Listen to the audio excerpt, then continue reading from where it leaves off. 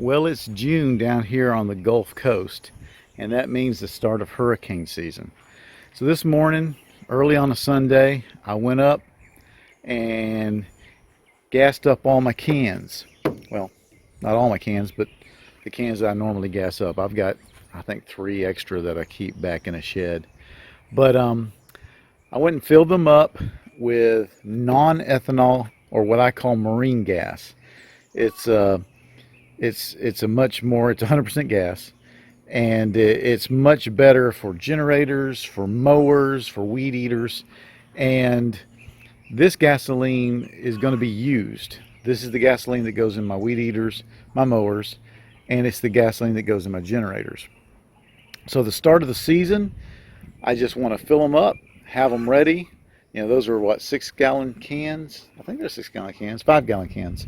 And that's a good start.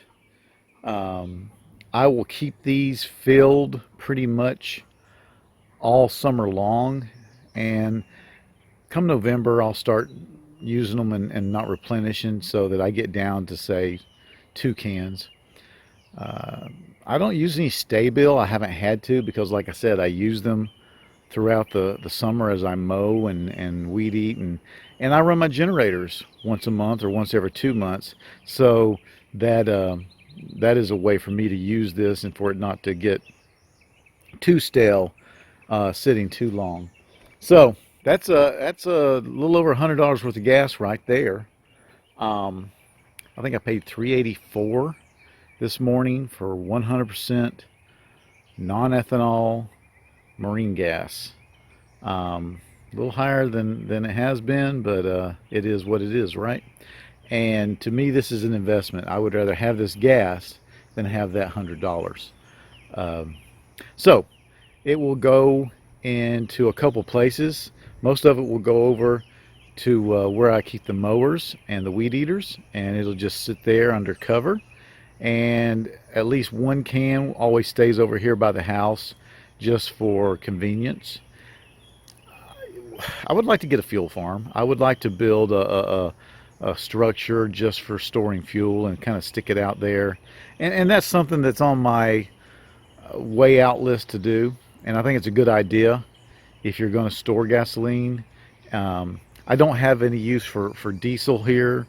I don't have any use for farm fuel, or I don't have the ability to buy farm fuel. So these cans are the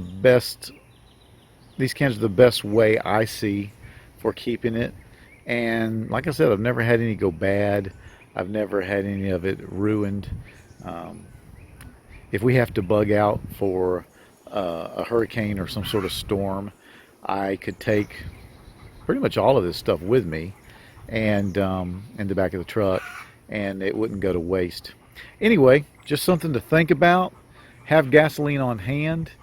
This can easily go into your vehicle, because like I said, it's better than what you normally put in. It's 100%. And you know, if you don't keep your tanks topped off, which I do, I never let my vehicles get below half a tank. And if you needed to, you could easily, you know, fill up your cars from this if you had to bug out. So just something to think about.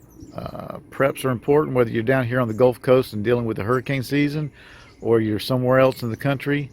We've all got some sort of problem that's on the horizon that we may have to deal with, whether it's forest fires, whether it's, you know, blizzards. Tornadoes are awful. To me, a tornado is scarier than a hurricane. At least with a hurricane, I've got some warning. Tornadoes just come out of nowhere. So good idea to have some gasoline ready to go to gas up and power your generators and your vehicles in case you got to go. Hey, thanks for watching.